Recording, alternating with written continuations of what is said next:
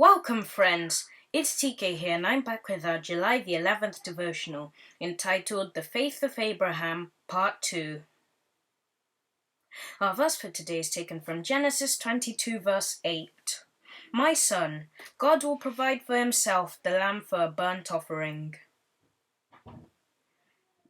As they drew near the mountain, Isaac spake unto Abraham his father, and said, My father. And he said, Here am I, my son. And he said, Behold the fire and the wood, but where's the lamb for a burnt offering?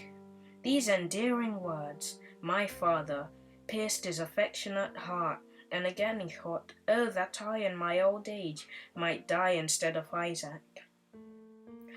Isaac assisted his father in building the altar.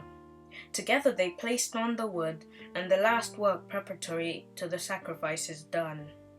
With quivering lips and trembling voice, Abraham revealed to his son the message that God had sent him. Isaac was the victim, the lamb to be slain. Had Isaac chosen to resist his father's command, he could have done so, for he was grown to manhood, but he had been so thoroughly instructed in the knowledge of God that he had perfect faith in his promises and requirements. He comforted his father by assuring him that God conferred honor upon him in accepting him as a sacrifice, that in this requirement he saw not the wrath and displeasure of God, but special tokens that God loved him, in that he required him to be consecrated to himself as sacrifice. He encouraged the almost nerveless hands of his father to bind the cords which confined him to the altar. The last words of endearing love were spoken by father and son. The last affectionate filial and parental tears were shed. The last embrace was given, and the father pressed his beloved son to his aged breast for the last time.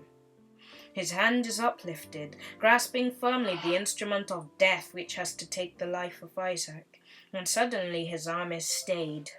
And Abraham lifted up his eyes and looked, and behold him, a ram caught in a thicket by his horns. Our Heavenly Father surrendered his beloved Son to the agonies of crucifixion. Legions of angels witnessed the humiliation and soul anguish of the Son of God, but were not permitted to interpose as in the case of Isaac. No voice was heard to stay the sacrifice. God's dear Son, the world's Redeemer, was insulted, mocked at, derided, and tortured until he bowed his head in death. What greater proof can the Infinite One give us of his love and divine pity?